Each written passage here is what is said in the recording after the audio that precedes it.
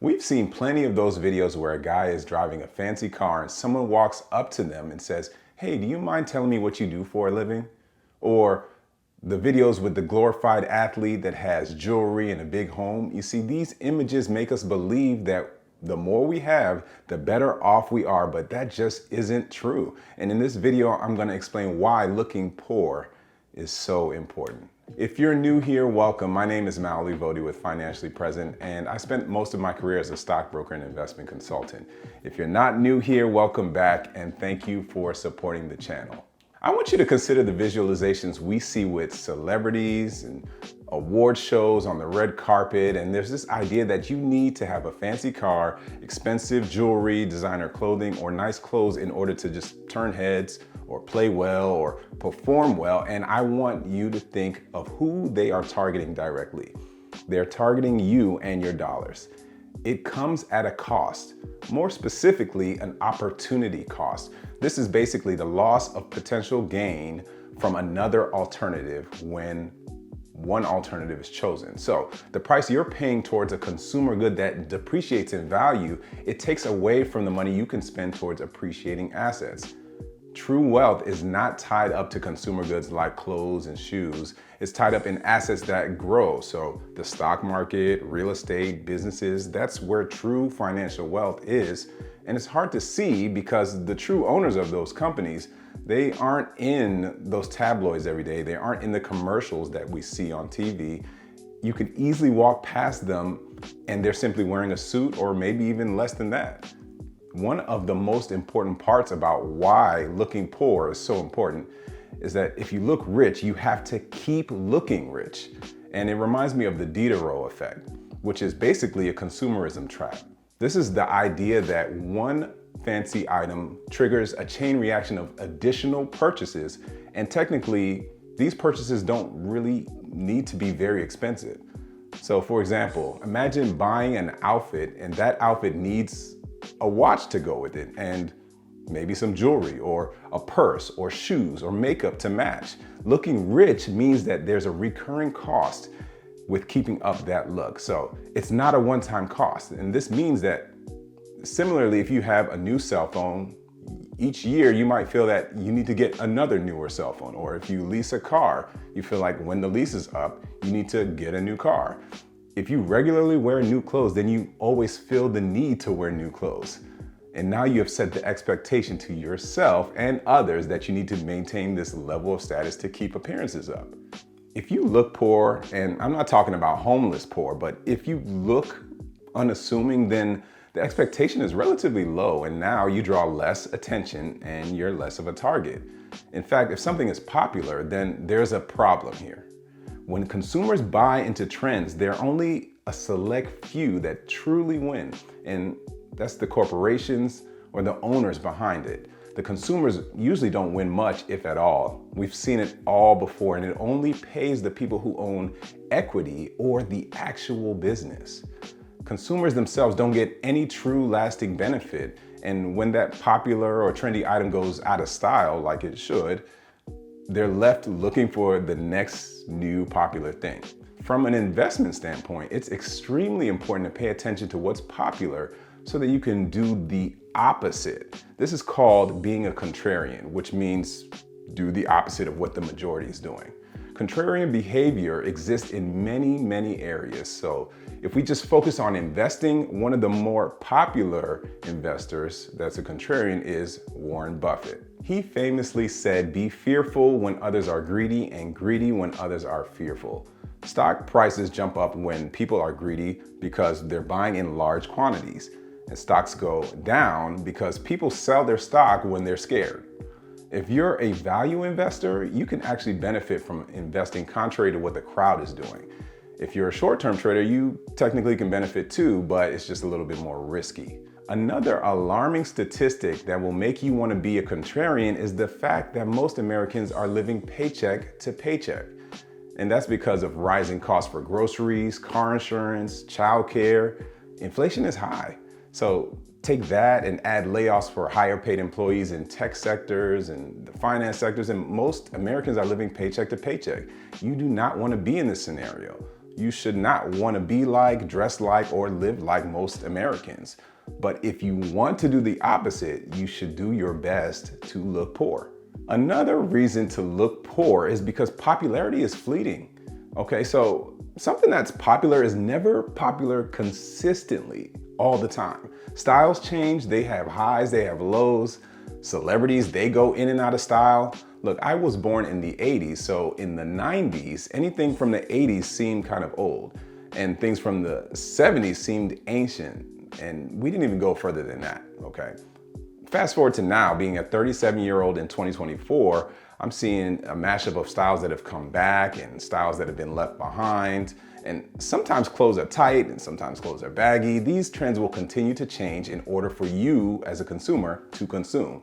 And if you disagree, I mean, I would love if you can just point out something that is always in style and just drop it in the comments below so that I can learn a little something. If those aren't enough, the next reason really talks to people who have kids in their life, okay?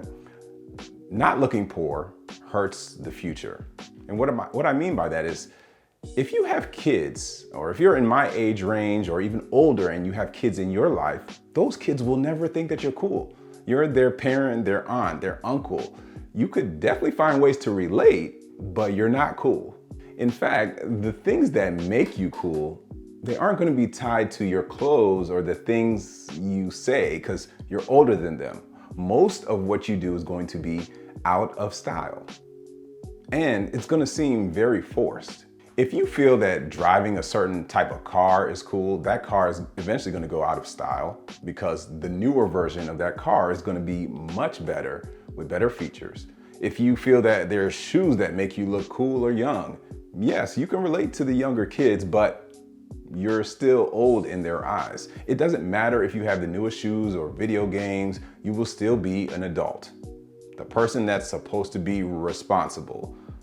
Buying those things that are supposed to make you look cool, they're really making you poor and sending the message to kids that those things are important for the approval of other people. And that's not what we want. You actually could be doing more harm than good because they're observing the patterns. They're looking at the trends of your spending. They look at what you value and they're watching you keep up with current trends and trying to relate to popular culture. And they already don't have the means as younger people.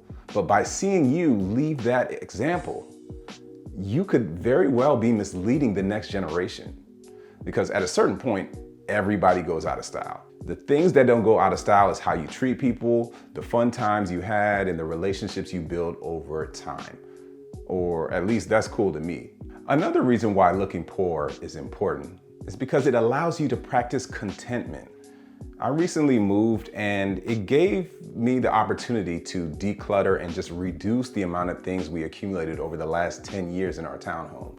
And because of that, it helped me realize that there were so many things around me that we either didn't use or they didn't give me any type of fulfillment because they were just stuff. You know, these things, they created more of a mess than anything else. And this reminded me of my favorite economic theory, and that's the law of diminishing marginal returns. It basically states that adding more of something to a fixed unit will eventually result in smaller increases and output after a certain point. So it's the same reason why you can't have too many cooks in the kitchen or you can't have too many students in a classroom, because at a certain point it's going to get too crowded and there's not going to be an increase in productivity. In fact, there'll probably be negative productivity. And if you have too many people in the kitchen or the classroom, they just start goofing off anyway. But the more things we had in our home, the more frustrated I became because they were either in the way or they were on the floor, or we had to find a way to take care of that. But the more you have, the more you have to maintain. The less you have, you can spend less time maintaining those things and more of your time enjoying what you actually have and being content in that. And this minimalist version of looking poor, it could save you time, effort, and eventually money. My last reason for why looking poor is important will surprise you actually. Looking poor is important because it shows you that you are confident. There's something to be said about someone that can wear any outfit and still make it look good. Most of us are technically there, but we just don't realize it. And I'm not talking about just looking really raggedy or things like that, but I'm saying most often than not, you can wear average or even below average clothes and still find a way to be confident because you are now at the point where you know you are not what your clothes are. You're not your appearances. There are some people who will wear nice things that look nicer than others, but your confidence is more than what you wear. It's how you carry yourself, how you speak, how you love yourself, regardless of what other people think of you. Look, I don't know if this was on purpose, but I may have been prepared for this when my parents made us wear uniforms in a public school that did not require it.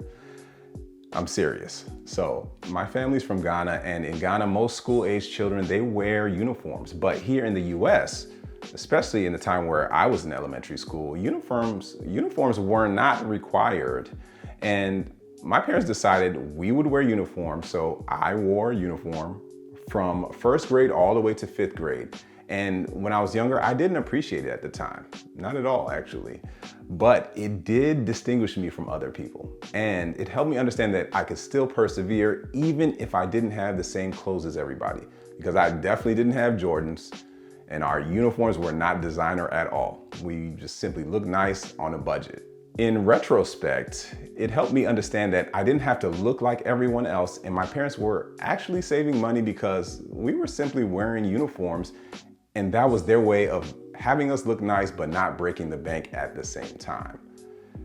And I bring this up for the simple fact that you do not have to look like everyone else in order to be confident. You can be confident in your own lane, and once you realize that, it changes everything.